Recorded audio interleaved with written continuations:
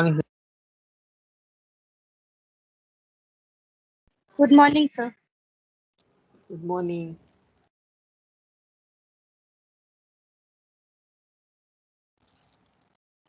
So today we will see the practicals on Scilab. Okay. So I have already installed the Scilab 6.0.1, which icon is shown in desktop is like this. ये वाला जो icon दिख रहा है, this is the icon for Scilab. So I will just open it.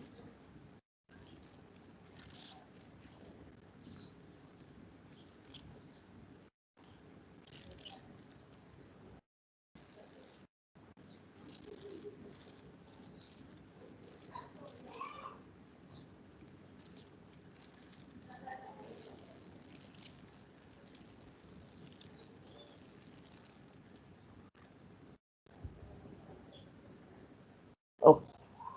So now it got loaded. ठीक है. The Scilab environment is very simple. This is your console. ये जो बड़ा विंडो दिख रहा है, ये this window is a console of Scilab. Then यहाँ पे there is variable browser. So for example, if I type say a is equal to 8, okay, see this. Let me expand this window and let me expand this window. Okay, so this is the command history. I date today is 25. So यहाँ पे command display किया है a is equal to 8. The variable is name a, value is 8, type is double, visibility is local. So all this, we have not specified what is the type of a. Still, the program accepts this variable. So this is the very good feature of Scilab, that you don't have to specify that variable. Understood this? By default, Scilab will insert the value in the type double. If I type say b is equal to 9, again it will see, you can see here the variable browser. In the variable browser, the name is b, value is 9, type is double, visibility is local. If I type a plus b, directly I will get the result, and the result is stored in the variable called answer, ans. Answer variable में आपका value store होगा a plus b का. ठीक है. And this variable are listed as per the chronology, A, B, C, D. जैसे dictionary में sequence होता है, वही सीक्वेंस यहाँ पे फॉलो होगा वेरिएबल नेम्स के लिए. So this is about the Scilab environment. This is about the Scilab. So let us see how to perform the practical one by one. For that, I will just use Epic Pen.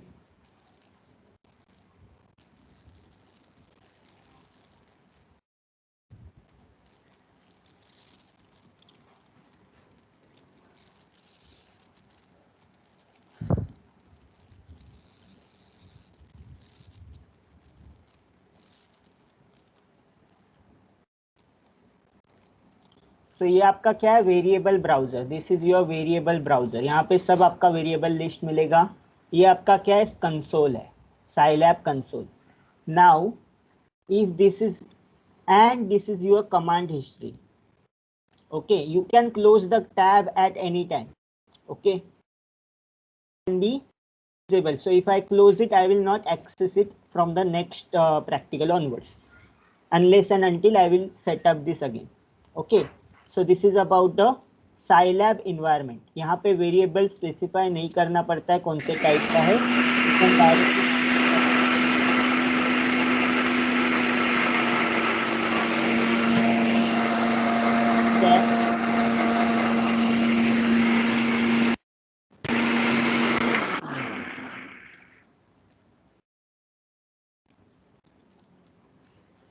Okay, so let's move on to the practical sessions.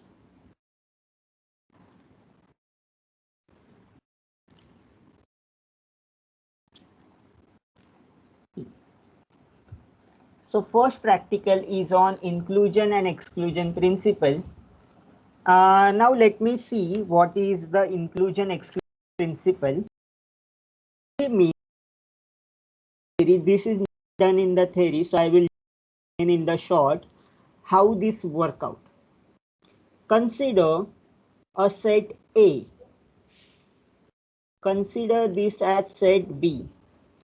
If you ask how many elements are present in set A union B, how you will find out how many elements are present?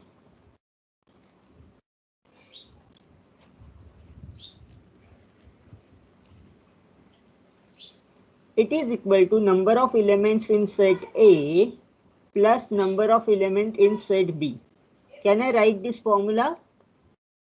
Cardinality of union is same as cardinality of set first set plus cardinality of second set. The answer is no. Why? Because if I add all the elements of A, I will get this part is counted by the yellow lines. If I have all the elements in set B, I will have this part is counted in the set B. But the middle part, ये वाला part क्या हो रहा है? दोनों बाजू में count हो रहा है, ए में भी काउंट हो रहा है, बी में भी काउंट हो रहा है, तो ये डबल बार काउंट हुआ.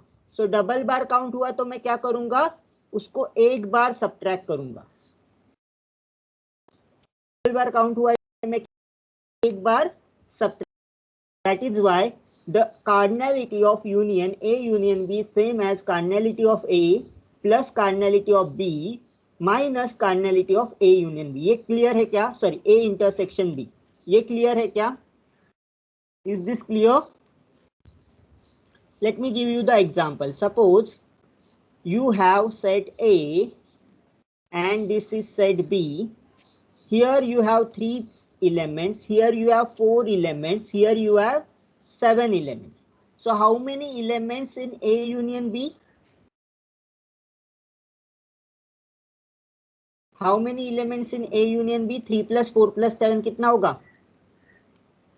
14 elements, which is same as A में कितना element है? 3 plus 4 7 plus B में कितना element है? 7 plus 4 is 11 minus middle कितना element है? 4.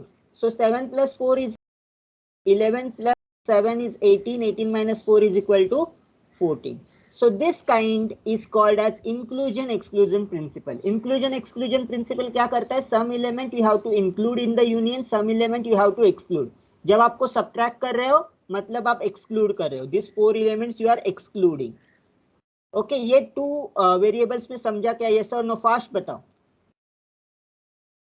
Yes sir. Okay.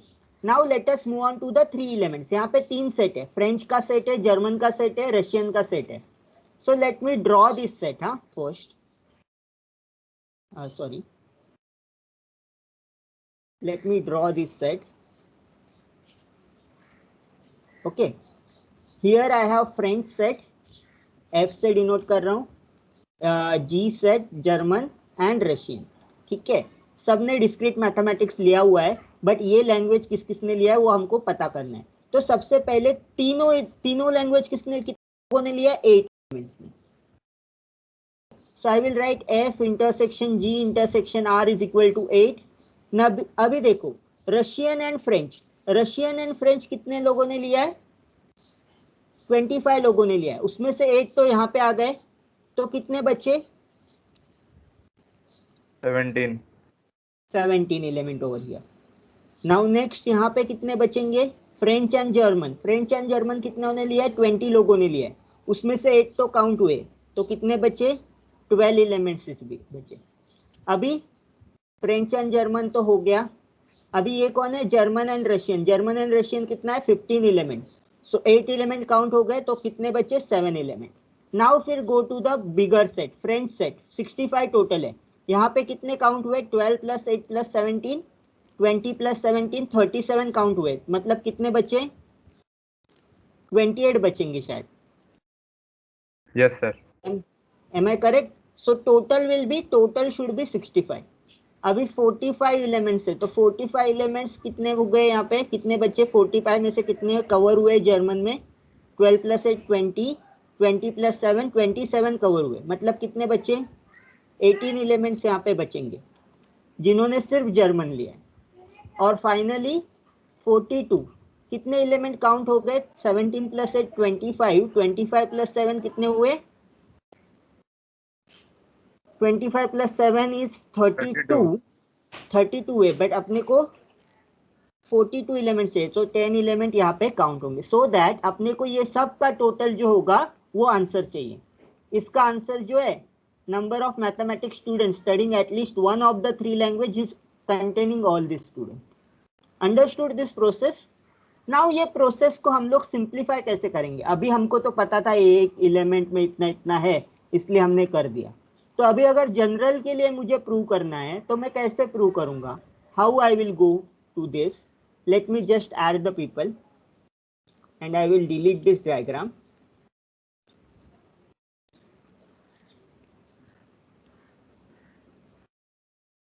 Okay. So let me take 3 sets: A set, B set and C set. So this is my set A, this is my set B, this is my set C. If I want to have A union B union C, A union B union C, how will I get? पहले तो add करूंगा A plus B plus C। मतलब मैं क्या add कर रहा हूं? मैंने A को ऐड कर दिया पूरा, B को ऐड कर दिया पूरा और C को ऐड कर दिया पूरा। तो अभी मैं ना ब्लू लाइन से जो ड्रा कर रहा हूं वो देखो, ये जो ब्लू लाइन से मैंने ड्रॉ किया है A इंटरसेक्शन B, वो A में भी काउंट हो रहा है और B में भी काउंट हो रहा है। मतलब कितनी बार काउंट हुआ ये सेट?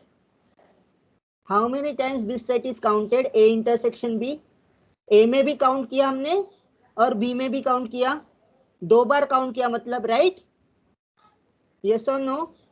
Yes sir. तो एक बार सब्ट्रैक्ट करना पड़ेगा, तो I will right A intersection B, एक बार सब्ट्रैक्ट किया, ठीक है। अभी ये देखो, ये वाला एलिमेंट और ये वाला एलिमेंट B इंटरसेक्शन C, इसको भी B में भी काउंट किया और C में भी काउंट किया, यस और नो?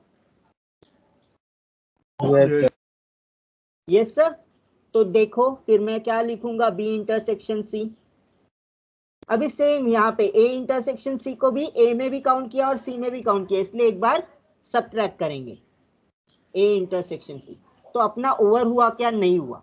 क्यों नहीं हुआ? क्योंकि ये जो मिडल ये है, वो मिडल एरिया देखो कैसे काउंट होता है। देखो A में काउंट हुआ, ऐड कर दिया गया, B में ऐड कर दिया गया, यस और नो? ये जो पार्ट है मिडल वाला, तीनों सेट में, तो A में भी हुआ, B में भी हुआ, C में भी हुआ, ऐड हुआ। यहाँ पे सब्ट्रैक्ट भी हुआ, A इंटरसेक्शन में भी वो मिडल पार्ट है, तो 3 बार ऐड किया, 3 बार सब्ट्रैक्ट किया, तो इसका कंट्रीब्यूशन क्या रहेगा? कंट्रीब्यूशन कुछ रहेगा क्या? उसको मैंने 3 बार ऐड किया और 3 बार सब्ट्रैक्ट किया, तो कंट्रीब्यूशन 0 हो गया। इसका मतलब मुझे उसको ऐड करना पड़ेगा, A intersection B intersection C को ऐड करना पड़ेगा। समझा ये कैसे किया? ये प्रिंसिपल कैसे आया? Inclusion exclusion principle. पहले तो ऑल सेट का एडिशन करना है, फिर 2 सेट का इंटरसेक्शन माइनस करना है, फिर 3 सेक्शन का इंटरसेक्शन ऐड करना है। अगर 4 सेट है तो 4th वाला सब्ट्रैक्ट करना है, 5th वाला ऐड करना है। ऐसे हम लोग क्या करेंगे? कंटिन्यूअसली एडिशन एंड सब्ट्रैक्शन करते जाएंगे। इसको बोलेंगे inclusion and exclusion principal. What is this called? Inclusion exclusion principle. Inclusion at the time of adding, exclusion at the time of subtracting. So ये clear है concept inclusion exclusion का? Yes or no?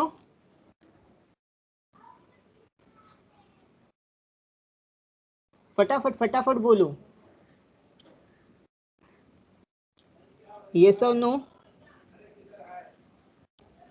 Yes sir. Okay. So let me go to the program. So program में भी वही है, पहले हम लोग ये जो सेट है उसके लिए वेरिएबल डिफाइन करेंगे। F सेट के लिए F वेरिएबल डिफाइन किया, जर्मन के लिए G वेरिएबल डिफाइन किया, रशियन के लिए R वेरिएबल डिफाइन किया। सो इसका वैल्यू क्या है? F के लिए 65, G के लिए 45, R के लिए 42। What is F and G? French and German. तो ये वेरिएबल नेम है, हाँ, fng is a variable name. So fng क्या हुआ 20, gnr कितना हुआ 15, rnf रशियन एंड फ्रेंच 25।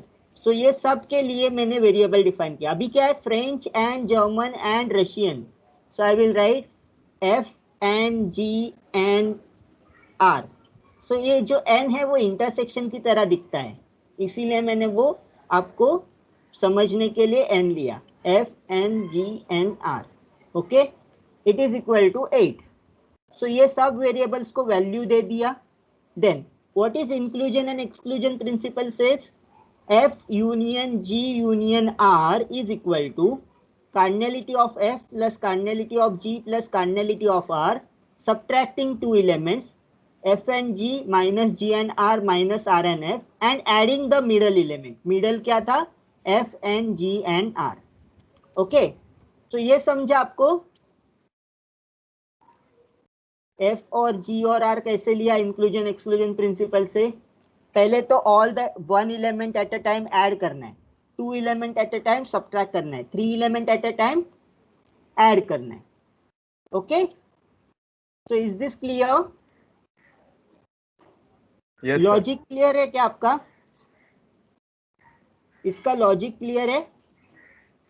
ठीक है। And then display, display F और जी और R number of mathematics students studying at least one of the three language, number of mathematics students studying at least one of the three language। so ये जो value है आपका output होगा। Okay, so let us see how to run this programme in the Scilab. In the Scilab, ये जो programme है वो Scilab में कैसे रन करेंगे। सो ये मेरा मैं स्क्रीन पे रिटर्न कर रहा हूँ, इसलिए वो स्क्रीन पे ही आ गया। Let me delete. अभी आप ये देखो यहाँ पे ये जो फर्स्ट आइकॉन है, consider this icon that is called as, वहां पे एक पेन का साइन है, पेंसिल का साइन है, नोटबुक है। Okay, this is called as, let me go to the cursor, ये क्या बोलते हैं इसको, देखो नीचे आएगा। ठीक है, this is called as SciNotes, this is called as SciNote. यहाँ पे मैंने ऑलरेडी साइनोड में प्रैक्टिकल किया हुआ है, तो मुझे ये पूछ रहा है सेशन लोड करूँ क्या नहीं, तो I will cancel it so that I will get the blank SciNote. Blank SciNote मुझे मिलेगा, अनटाइटल्ड वन साइनोड। अभी यहाँ पे मैं क्या करूँगा, मेरा जो भी प्रोग्राम है वो यहाँ पे लिख दूंगा। सो मेरे ऑलरेडी यहाँ पे प्रैक्टिकल 1-2 के प्रोग्राम्स है। सो कोड में जो I will write, I will just copy paste here to save the time. Otherwise अगर आपका रेगुलर प्रैक्टिकल होता तो मैं यहाँ पे पूरा टाइप करता। सो ये जरा मैं बड़ा कर देता हूँ। So now you are visible, is this visible to all? SciNote में प्रोग्राम दिख रहा है आपको? Yes sir. Yes sir. So ये मैंने पूरा टाइप कर दिया यहाँ पे, एटलीस्ट वन सब्जेक्ट। तो यहाँ पे देखो 10th लाइन है ना, तो ये कंटिन्यू हो रहा है नेक्स्ट लाइन पे, क्योंकि वो लाइन यहाँ पे देखो लिस्ट पे ब्रेक हो गया, तो यहाँ पे नंबर नहीं आएगा, बाकी सब जगह पे नंबर आ रहे हैं। ये फर्स्ट लाइन है, ये सेकेंड लाइन है, थर्ड लाइन है, फोर्थ लाइन है एंड सो ऑन। तो कभी आपने एरर किया है ना, तो साइलैब कंसोल में आपको वो ये देगा। तो इसको मुझे सेव करना है, तो मैं पहले सेव करता हूँ। यहाँ पे थर्ड वाला ऑप्शन है ओपन, फोर्थ वाला ऑप्शन जो है सेव, यहाँ पे सेव दिख रहा है, तो मैं सेव कर दूंगा इसको। ये कौन सा प्रैक्टिकल कर रहा हूँ मैं, प्रैक्टिकल 1A कर रहा हूँ। तो I will just right, I will select the, let me select from the documents. Documents में एक नया फोल्डर बनाते हैं, नया फोल्डर का नाम देते हैं साइलैब प्रोग्राम्स। ठीक है, साइलैब प्रोग्राम्स के अंदर मैं सेव करता हूँ इसको। ओके, ओल्ड डाटा में भी ये साइलैब प्रोग्राम्स ही हैं। Where it is Scilab programmes, कहाँ गया मेरा फोन फोल्डर? हाँ ये देखो ये वाला। सो इसको सिलेक्ट किया, ओपन किया। साइलैब प्रोग्राम्स में मैं डालूंगा P1A। Okay, and I will save it. तो यहाँ पे क्या नोटेशन आया, P1A.sce। .sce is a Scilab executing file. Okay, तो ये लोग इस पे सेव हो गया। अभी यहाँ पे एक प्ले बटन है, play button is for execute, this वाला button is save and execute. कभी कभी आप क्या करते हो, प्रोग्राम में कुछ एरर आ जाता है तो थोड़ा आप उसमें चेंज करते हो, तो आपको सेव भी उस साथ में करना है, साथ सेव करके एग्जीक्यूट करना पड़ेगा उस टाइम। अगर सिर्फ प्ले करेंगे, फॉर एग्जांपल अगर मैंने यहाँ पे कोई चेंज किया तो मुझे वो वार्निंग देगा कि मैंने प्रोग्राम चेंज किया, आपको सेव करना है क्या। तो यहाँ पे क्या है, सेकंड बटन वाला जो है ना, सेव एंड एग्जीक्यूट, वो हमेशा एग्जीक्यूट करते जाओ ताकि आपके जो भी न्यू चेंजेस है वो आपके सेव हो जाएंगे। सो सेव एंड एग्जीक्यूट किया, फिर से मेरा साइलैब कंसोल आ गया। देखो साइलैब कंसोल में क्या दिखा रहा है, देखो यहाँ पे क्या प्रॉब्लम दे रहा है, सिंटैक्स एरर, एफ और जी और R minus F N G minus G N R, क्या दिखा रहा है ये, at line 9 of executive file F और जी और R is equal to F N G. Why this is error is showing? Let me see. FNG minus FNG.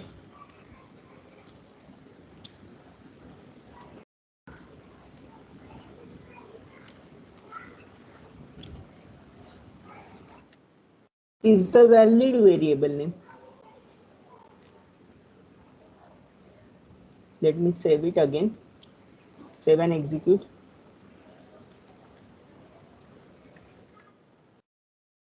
Minus का sign थोड़ा mistake हुआ रहेगा, माइनस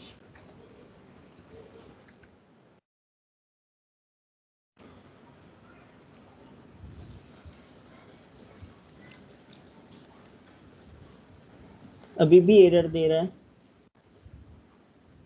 क्या एरर दिया इसने,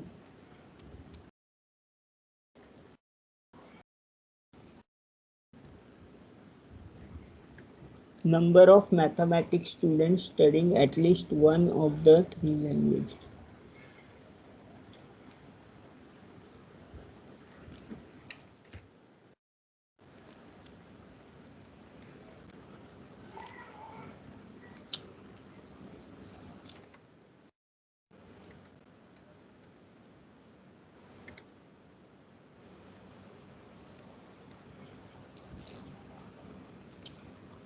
Okay, so there I have used the double quotes.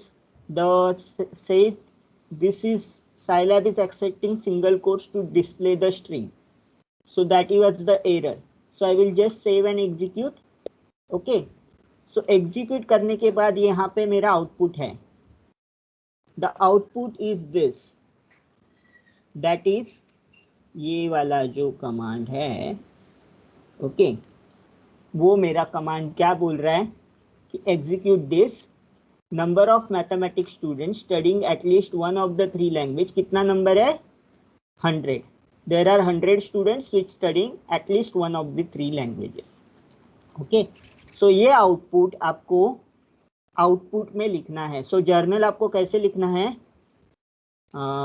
Sorry journal pages 1 ऐसे ही लिखना है। Practical 1A inclusion exclusion principle, उसका क्वेश्चन लिखो, क्वेश्चन के बाद उसका कोड लिखो, कोड के बाद आउटपुट लिखो। ओके, अभी मुझे यहाँ पे साइलैब में समझ में नहीं आ रहा है कि मेरा आउटपुट कहाँ से स्टार्ट हो रहा है। I don't get the output कहाँ से स्टार्ट हो रहा है। उसके लिए आई will use the command called CLC। Okay, CLC stands for clearing the console. So when I run this now, if I use CLC, जो पहले वाला है सब डिलीट हो गया, only output on the screen. Okay, so CLC command क्या करता है साइलैब में, it clear the console, clear the console of the Scilab, मतलब प्रीवियस जितना भी आउटपुट है वो चला जाएगा, सिर्फ वही प्रोग्राम का आउटपुट आपको मिलेगा। So CLC आपको समझा? What is the use of CLC? Yes or no? Yes, sir. Okay, so CLC का आपको यूज समझा। फिर मैं अभी आपको यहाँ पे एक और चीज दिखा रहा हूँ। What is this line? 9th number line, वो लाइन बिगिन कहाँ से होती है, डबल स्लैश से। So when I use double slash in any program, that is the comment. Comment is not executed by the compiler. Comment is not executed by the compiler. It is for the programmer so that आपको पता चलेगा कि programme में क्या लिखा है. Okay, सो अभी आपको किसी भी प्रोग्राम में कमेंट इंक्लूड करना है तो आप कैसे इंक्लूड करोगे? Double slash. Understood this? Which is shown in green, वो क्या है? कमेंट है. ठीक है, तो CLC it's for clearing the console. Viva में क्वेश्चन आ सकता है, how you will clear the console in Scilab? You will say CLC. How you will insert a comments into the Scilab program? You will say by beginning it with the double slash. Okay, so this is how, this is your first program of Scilab. तो Scilab का समझा सब structure क्या है, कैसे आपको execute करना है? Yes or no? I will share this thing with you in the PDF format. Okay, now next concept, power practical 1B, power set. Power set हमने पढ़ा था. Power set क्या होता है? What is the power set? A set containing all the subset. Power set क्या होता है? Set containing all the subsets. The set containing all the subset. अभी इसका क्वेश्चन थोड़ा इंटरेस्टिंग है. Given the set A, A क्या है? 1 2 3 4 5. Set को कैसे लिखेंगे? अगर आपको कोई भी सेट इनपुट करना है साइलैब में, वो इनपुट नॉर्मली हम लोग सेट क्या लिखते हैं? In mathematics we write the set with in the pair of braces, all the elements separated by comma. In Scilab we will input the set as a vector. Vector element की तरह input करेंगे. तो vector का notation क्या है? इन Scilab you can input the vector without in square bracket. Vectors किस में होगा? स्क्वायर ब्रैकेट में होगा. सो यहाँ पे भी नोटेशन देखो कैसे दिया, 1 2 3 4 5 in the square bracket, where 1 represent onion, 2 represent tomato, 3 is carrot, 4 is cabbage, 5th is cucumber. अभी क्या करना है? मुझे इसमें से सलाड बनाना है. तो सलाड में कितना इंक्लूड करूंगा? कभी कभी मैं सिर्फ ऑनियन का सलाड बना सकता हूँ, कभी कभी ऑनियन और टोमेटो काट के सलाड बना सकता हूँ, या फिर सिर्फ ककुम्बर और ऑनियन डाल सकता हूँ. मतलब बहुत सारे पॉसिबिलिटी. कैन आई से each salad represent one subset of this set A? Yes और नो? सपोज मैंने सलाड बनाया ऑनियन और टमाटो से. कैन आई से this is the subset of original set A, onion and tomato? और इस language में 1 and 2, is it a subset of 1 2 3 4 5? Yes sir. Yes or no? Yes or no? Yes sir. Yes sir. तो मतलब मुझे क्या करना है? ये इसमें क्या करना है? मुझे पता करना है कितने सबसेट है. तो बताओ कितने सबसेट पॉसिबल है? If 25. set is having n elements, how many subset in the power set of A? We have seen this is 2 raised to n. Power set में कितने एलिमेंट्स होते हैं? 2 raised to n. For example एक 2 element का set लेते हैं. What is the power set? क्या क्या सबसेट पॉसिबल है? एम्प्टी सेट पॉसिबल है, 1 सेट पॉसिबल है, 2 सेट पॉसिबल है एंड 1 2. कितने पावर हुए? Square which is equal to 4. अगर 3 एलिमेंट लिए, देखो 1 2 3, कितने सबसेट पॉसिबल है? Let us see the power set. First set is empty set, singleton 1, singleton 2, singleton 3. Okay, 3 set हो गए. अभी 2 एलिमेंट कंबाइन करो, 1 2 देन 1 3 देन 2 3. 2 सेट कंपेल्ड हुए. अभी 3 एलिमेंट का सेट 1 2 3. कितने एलिमेंट हुए? 1 2 3 4 5 6 7 8. कितने एलिमेंट हुए? 8 एलिमेंट. 3 सेट्स के लिए 3 raised to 2 नहीं, sorry 2⁻³ which is equal to 8 element. तो पावर सेट में कितने एलिमेंट होते हैं? 2⁻n एलिमेंट्स होते हैं। ये समझा कंसेप्ट? पावर सेट में कितने एलिमेंट होते हैं? 2⁻n element. बट इसमें से एक सेट क्या होता है? एम्प्टी सेट होता है। पहला सेट कौन सा होता है? एम्प्टी सेट होता है। क्या हम सलाद कोई भी सब्जी के बिना बना सकते हैं क्या? उसमें अनियन तो रहना चाहिए, एक तो चाहिए। यस और नो? Yes, sir. Yes. तो नंबर ऑफ सलाद कितने होंगे? 2⁻5 - 1। नंबर ऑफ सलाद कितने होंगे? 2⁻5 - 1, मतलब एक सब्ट्रैक्ट करना पड़ेगा। ठीक है। और नंबर ऑफ ईटेबल, कितनी सब्जी अपने पास है? 5। Okay, so let us go through the program. Program में हम लोग जाते हैं। कैसे लिखेंगे? ए को डिफाइन किया, a is equal to 1 2 3 4 5 already define किया है। और सेमीकोलन, जैसे सी में आप सेमीकोलन देते हो टू एंड द सेंटेंस, वैसे ही यहाँ पे भी आपको क्या करना है? सेमीकोलन देना है। 1, 2, 3, 4, 5। This creates a vector of this element in the Scilab. ये जो सेंटेंस है वो वेक्टर क्रिएट करेगा। अभी सेकेंड सेंटेंस क्या है? P is equal to length of A. Length of A मतलब कितने साइज का वेक्टर है वो देगा। मतलब हमको क्या आंसर मिलेगा? Number of eatables available. ये क्या है? अभी आप मुझे बताओ, ये क्या है? डबल स्लैश से बिगिन होता है, मतलब क्या है ये? What is this called? Comment. It is not executed by the Scilab program. Then अभी Q का वैल्यू देते हैं 2⁻p, क्योंकि लेंथ मिल गया P। सो 2⁻p -1 क्यों सब्ट्रैक्ट कर रहे हैं? क्योंकि एम्प्टी सेट हमको काउंट नहीं करना है। एम्प्टी सेट हमको काउंट नहीं करना है, इसलिए -1 लिखा। So this is Q। So display करना है आपको। So disp is the command to display anything in the Scilab. You can also use the printf। Display के लिए आप printf ही यूज कर सकते हो। सी का printf का कमांड क्या है? क्या है? What is the syntax of printf?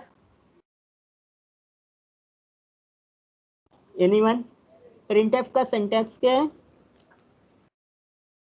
What is this called? And what is Open this called? bracket. printf open bracket क्या रहता है? पहला इसमें क्या रहता है? एक्सप्रेशन स्ट्रिंग रहता है, जिसमें आपको %d, %f जितना वेरिएबल जहां पे प्रिंट करना है वो आपको लिखना है। बाकी सब चीजें एज इट इज ये हो जाती है। And then you have to followed by the list of variables. List of variables मतलब जितने वेरिएबल्स आपने दिए, %d दिया है तो एक वेरिएबल यहाँ पे डिफाइन कर। अगर %d, %f दो वेरिएबल डिफाइन किए तो यहाँ पे दो वेरिएबल का लिस्ट आपको देना होगा। So that is the printf sentence. Same printf can be use in the Scilab. Same printf statement जो C में यूज होता है वो साइलैब में भी आप ले सकते हो। Similarly you have to display the two things. So first भी डिस्प्ले किया, सेकंड भी डिस्प्ले किया। कितने लाइन का कोड है? How many line? 5. 5 line. what is this operator is called? ये नया ऑपरेटर है। आपको Raise. अगर कीबोर्ड है आपका 6 है ना, 6 के ऊपर आपको ये मिलेगा। मतलब शिफ्ट की दबा के अगर आप 6 प्रेस करोगे तो आपको ये ऑपरेटर मिलेगा। If you are having the computer right now और laptop right now, check that you will get at the 6 shift plus 6 दबाओगे तो आपको ये ऑपरेटर मिल जाएगा। ठीक है, let us run this programme in Scilab. कैसे करेंगे? साइलैब में जाएंगे, ठीक है, यहाँ पे न्यू प्रेस करेंगे। नहीं, ऑलरेडी ओपन है मेरा, यहाँ पे P1 है। इस इधर यहाँ पे एक ऑप्शन है रहेगा न्यू। यहाँ पे मैं दिखाई देता हूँ। यहाँ पे जो फर्स्ट वाला आइकॉन रहेगा उस पर क्लिक करो। अगर आपका ऑलरेडी प्रोग्राम रनिंग है, क्लिक ऑन दिस फर्स्ट। क्या हुआ? न्यू ओपन हुआ। पहला क्या लिखना है? CLC। CLC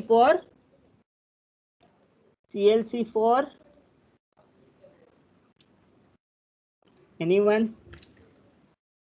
किससे CLC किस लिए यूज होता है? Clearing console.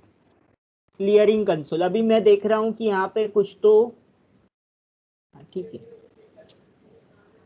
Number of tables available, display P, number of tables available, इधर मुझे सिंगल कोट देना है, ये भी सिंगल कोट देना है, ये डबल कोट देना है। ये प्रॉब्लम क्यों होता है पता है? Why this is problem creating? अगर आप ये नोटपैड में प्रोग्राम लिखते हैं ना डबल कोट्स वाला, तो प्रॉब्लम नहीं होता है। अगर आप सिर्फ इसमें लिखते हो ना तो प्रॉब्लम होता है।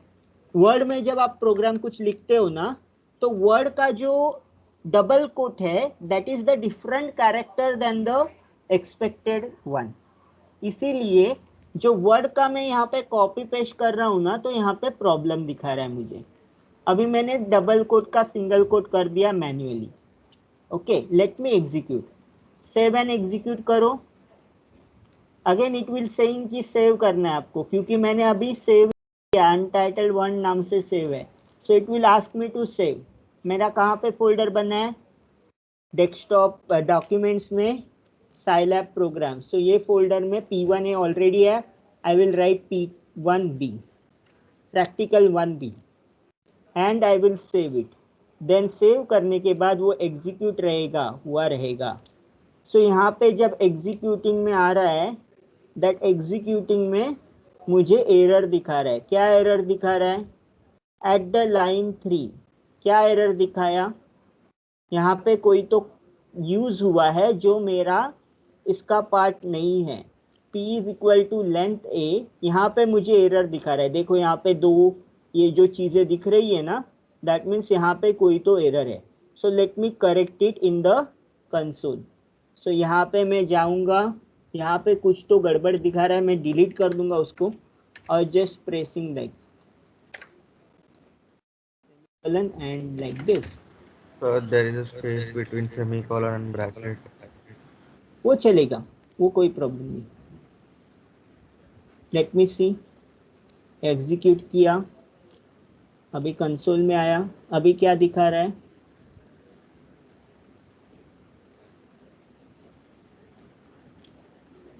स्लैश में गड़बड़ दिखा रहा है।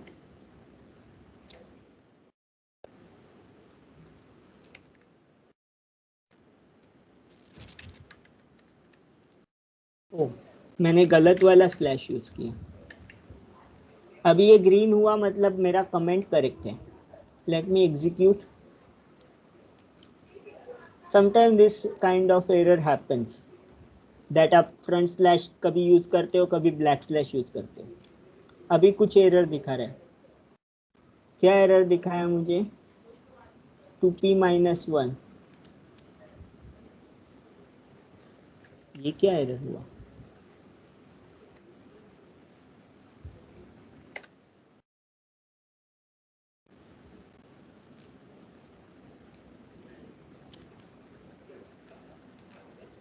Okay, now it is correct. Number of tables available 5, number of salads that which can be prepared 31. So ये मेरा क्या है? आउटपुट है।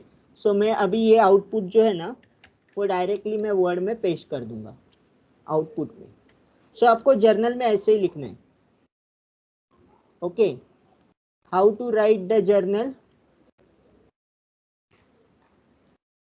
You have to write the output. Number of mathematics students having studying at least one of the 3 languages, और उसका number लिखो। यहाँ पे आउटपुट जो आया था वो आउटपुट यहाँ पे लिखना है। जो भी आपको डिस्प्ले कर रहा है साइलैब में वो आपको यहाँ पे लिखना है, लाइक दिस। ओके, ठीक है।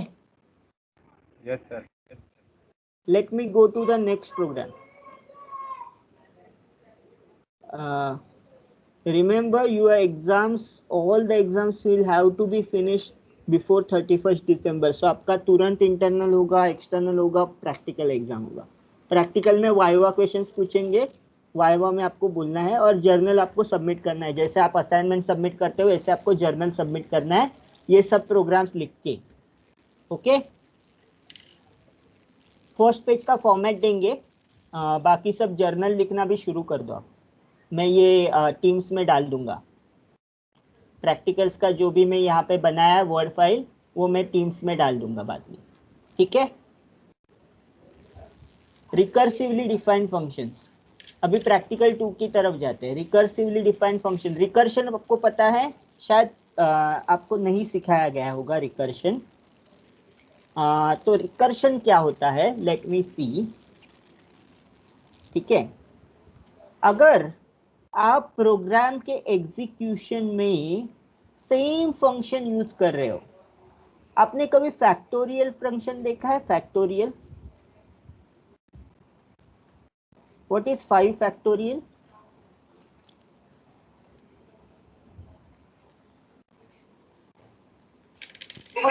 Five into four into three into 5 into 4 into 3 into 2 into 1, मतलब 5 से स्टार्ट करके 1 तक पहुंचना है, हर चीज का प्रोडक्ट लेना है। Can I write this as 5 into 4 factorial? If I want to ask you to calculate the 5 factorial, can I say that 5 into 4 factorial? Yes or no? yes. Yes. तो क्या मैं ऐसे लिख सकता हूं कि factorial of 5 is equal to 5 into factorial of 4? Can I write like this? Factorial of 5 is equal to 5 into factorial of 4? Yes or no?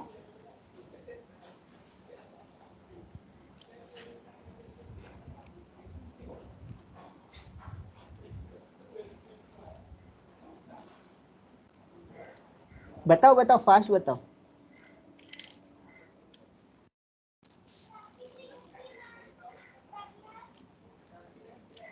Can I write like this?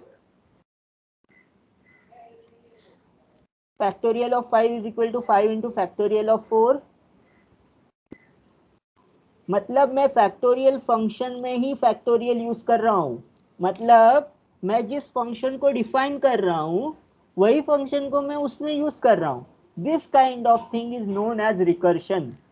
This kind of thing, when you use function in the function definition, the thing is known as recursively defined function. This thing is known as recursively defined function. तो पहले function देखेंगे और फिर उसको try to search कि actually exactly ये काम कैसे करता है। ठीक है, सो लेट मी थिंक। अभी आप देखो यहाँ पे क्या हुआ, फंक्शन को डिफाइन करने के लिए I have to use the keyword called function. Function के बाद जो भी लिख रहा हूं मैं, ये जो के लिख रहा हूं, this is my output variable. This is my output variable. Output variable हमेशा एक ही होता है, वेयर एज ये जो फैक्ट है, दिस इज फैक्ट के अंदर में जो लिख रहा हूं वो क्या है, मेरा इनपुट वेरिएबल। ओके, एक आउटपुट वेरिएबल है, एक इनपुट वेरिएबल है, ये समझा? Function is defined by the keyword function, then एक उसके आगे जो भी लिख रहा हूं, अगर मैंने ब्लैंक रखा, ये स्क्वायर ब्रैकेट ब्लैंक रखा, मतलब आउटपुट में कोई वेरिएबल नहीं है। ऐसे फंक्शन सी में वॉइड से डिफाइंड होते हैं। वॉइड मेन, आपने कभी सी में वॉइड मेन डिफाइन किया है क्या स्टार्टिंग में, या आईएनटी मेन डिफाइन किया है? सी प्रोग्रामिंग में आपने क्या सीखा है अभी तक? कौन सा सीखा है, कौन सा वर्जन सीखा है? एनीवन? Fast fast fast. मैं जनरली अगर मैं सी प्रोग्रामिंग सिखाता हूं तो मैं वॉइड मेन यूज करता हूं, but there are some thing which you use INT main. When I define like this void main, that means main is not giving me any output. When I define int main function will give me integer output. That is how you define. So in Scilab you define output variable inside the square bracket. This fact, fact, this is your function name. This is your function name. तो function name जो है वो, उसके rules क्या होते हैं, जो आपके वेरिएबल डेफिनेशन के रूल्स है वही सब रूल्स यहाँ पे फॉलो होंगे। सी में आपने सीखा होगा, variable name should be any combination of the 32 characters, 32 मतलब sequence of 32 characters, you cannot use the special symbol, you can use number, then you cannot start variable name with the number. First character, first should be start with the character, then you can include the number. Okay, so that same names of defining variable यहाँ पे भी apply होंगे. You should, there is left hand thumb rule कि आपको जो define करना है ना उसको थोड़ा ये करो, फैक्टोरियल डिफाइन करना है.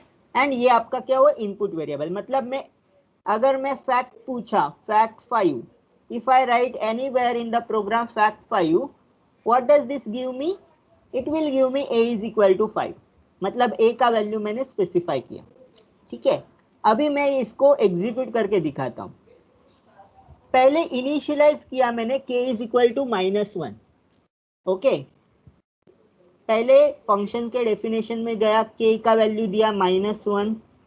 ठीक है, then a is less than 0 और a इज ग्रेटर देन 200. मतलब ये बहुत बड़ा नंबर हो गया. निगेटिव नंबर का फैक्टोरियल नहीं निकाल सकते, इसीलिए वो इफ में जाएगा. इफ के बाद अगर वो ये नहीं हो रहा है तो we will use display invalid input. मतलब नंबर बहुत निगेटिव में है या फिर नंबर बहुत ज़्यादा बड़ा है, then I will say display invalid input. मतलब आपका जो इनपुट है वो गलत है.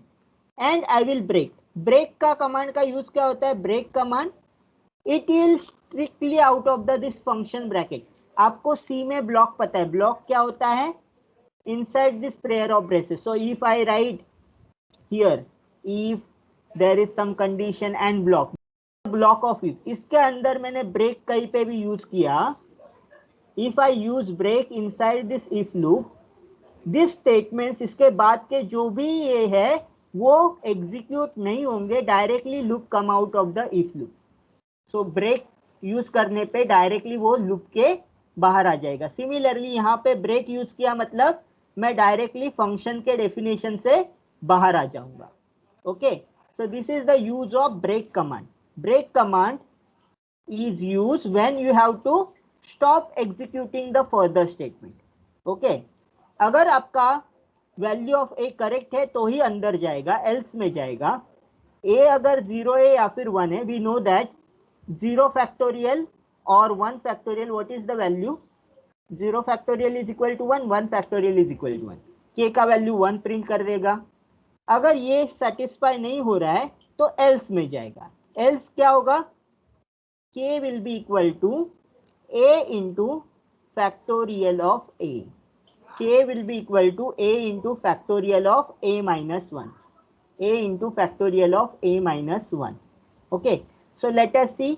Then I have to use end command. यहाँ पे सिंस ब्रैकेट यूज नहीं हो रहे हैं साइलैब में, तो कोई भी कमांड को एंड कर रहे हैं. मतलब ये क्या एंड किया, when I use this first and I will delete all. When I use and first time, it will end the immediate the bracket. So ये जो if else का पार्ट है वो उसने end कर दिया by this end. Okay, then when I use the another and, ये जो पार्ट है यहाँ पे मैंने if begin किया और यहाँ पे मैंने उसको if को एंड किया. सो ये पूरा जो ब्लॉक है वो क्या किया, उसने एंड किया बाय दिस सेकेंड एंड. मतलब एंड क्या करता है, सिंस यहाँ पे हम लोग ब्रैकेट यूज नहीं कर रहे ब्लॉक को डिफाइन करने के लिए, we will use end command. End मतलब ये इमीडिएट उसके पहले जो इफ एल्स स्टेटमेंट है या फॉर लूप है या जो भी है वो एंड कर देगा. ठीक है, so this denotes the ending of this if loop. And always remember, function should be closed by end function. Function should be closed by end function. Then I will define the variable a is equal to 5. I will print the value of factorial of 5. Okay, the value of 5 factorial is. अभी 5 factorial execute कैसे करेगा, let us see. मैंने 5 दिया, इसके inside जाएगा, fact का a का value क्या लेगा, 5 लेगा. इधर आएगा, k का वैल्यू पहले -1 इनिशियलाइज करेगा, फिर ये कंडीशन चेक करेगा. अभी यहाँ पे c में आपको डबल ये और के लिए यूज होता है. यहाँ पे साइलैब में आपको यूज करना है और के लिए सिंगल दिस। ओके, ये किस में है? सी लैंग्वेज में। ये किस में है? साइलैब में। ठीक है, सिमिलरली एंड को सी लैंग्वेज में हम क्या यूज करते हैं? एंड का वो जो सिंबल है दैट इज 8 टाइप वाला, वो एंड यूज करते हैं। सॉरी, मेरा सिंबल गलत आ गया। What we use for and? We use this and symbol 2 times in C. यहाँ पे क्या होगा? And symbol only 1 time. In Scilab we use AND for only 1 time. So this is the operators in this. So let me give you the execution of 5 factorial. पहले 5 चला जाएगा, यहाँ पे if condition check करेगा, condition is true, condition true नहीं है, condition is false है तो else में चला जाएगा डायरेक्टली। else में चला गया तो ये condition चेक करेगा, is a equal to 0 और a equal to 1? Yes or no? Yes or no? Is 5 equal to 0 और 5 equal to 1? हेलो, कोई तो बोलो।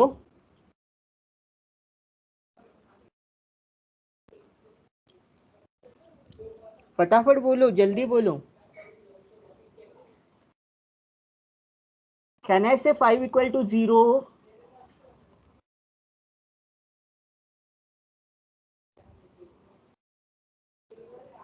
Are you there? Hello? Is 5 equal to 0 और 5 equal to 1? अरे बोलो ना भाई। No sir, no sir. No.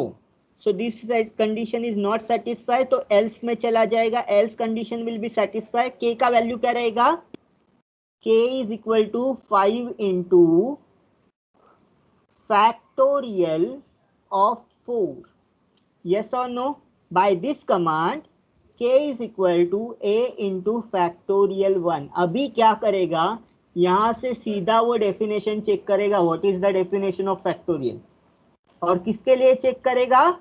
4 के लिए चेक करेगा। अगेन 4 के लिए रिपीट करेगा। ये कंडीशन, पहली कंडीशन तो ट्रू नहीं है, एल्स में चला जाएगा। 4 is not equal to 0, 4 is not equal to 1, ये भी कंडीशन ट्रू नहीं है, एल्स में चला जाएगा।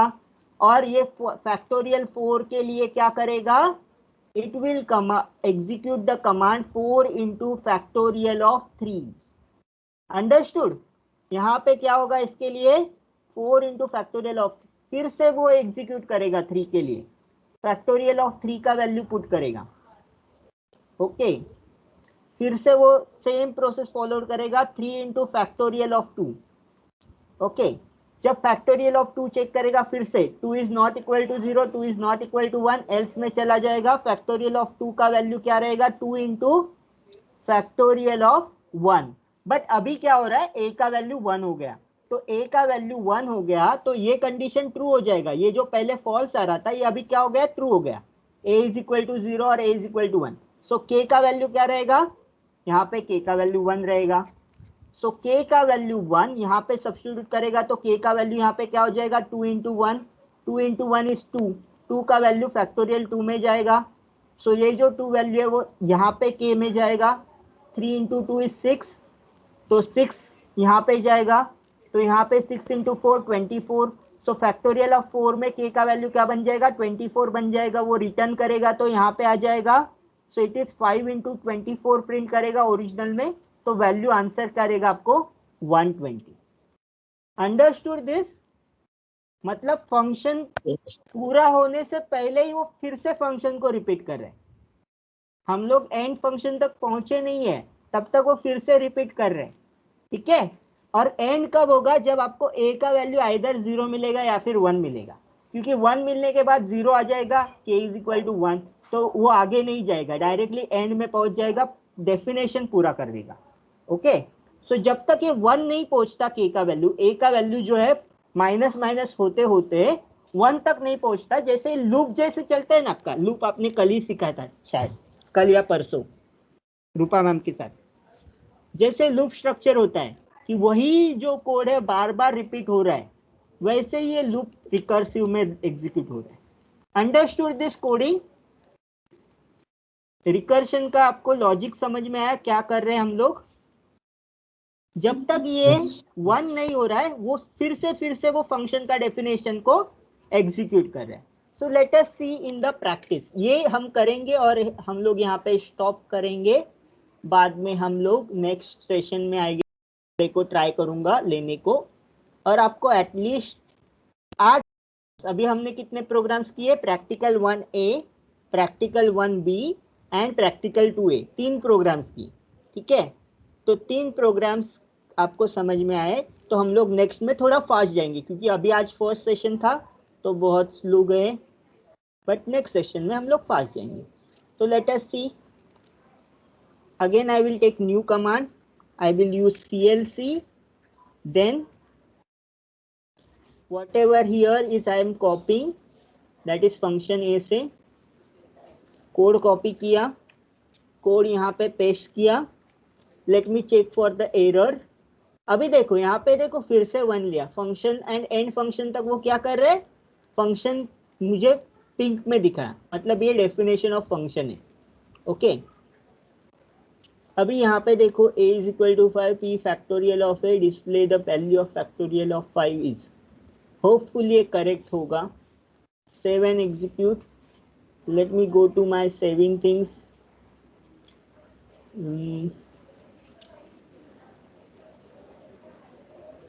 क्या है मेरा ये? P2A1, क्योंकि मेरा P2 में 2 प्रैक्टिकल है, P2A1 से सेव किया मैंने। Let me execute, already executed होगा ये। The value of 5 factorial is 120, so already उसने मेरा कोड चेक किया। तो यहाँ पे देखो जितने भी मैंने अभी तक कमांड किए, यहाँ पे वेरिएबल लिस्ट देखो, सब वेरिएबल्स यहाँ पे, P वेरिएबल 120, RNF 45, सो ये सब जो कमांड हिस्ट्री यहाँ पे मिलेगी आपको। अभी यहाँ पे कमांड हिस्ट्री नहीं मिलेगी 25, 11, 20 में। मैं डायरेक्टली कंसोल से टाइप नहीं कर रहा हूँ, मैं साइनोड से टाइप करके यहाँ पे पेस्ट कर रहा हूँ, इसलिए कमांड हिस्ट्री नहीं मिलेगी। सो जिनके घर में लैपटॉप या कुछ है, ये प्रोग्राम्स एग्जीक्यूट करके देखो। So I will paste this output in this file.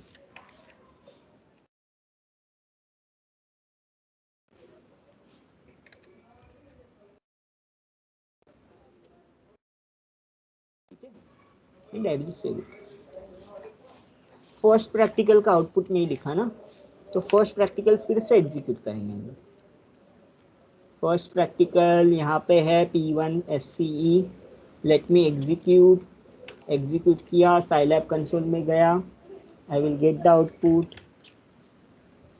Output, यहाँ पे पेस्ट किया, कंट्रोल V, डन। ठीक है, पहले का आउटपुट मिला, सेकंड का आउटपुट मिला, थर्ड का आउटपुट मिला। ठीक है, सेव कर देता हूँ, ये मैं टीम्स में डाल देता हूँ।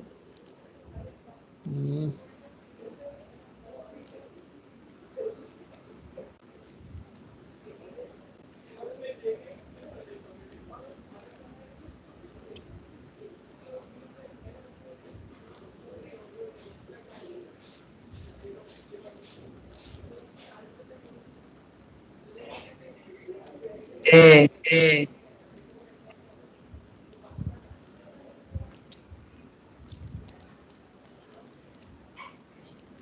है,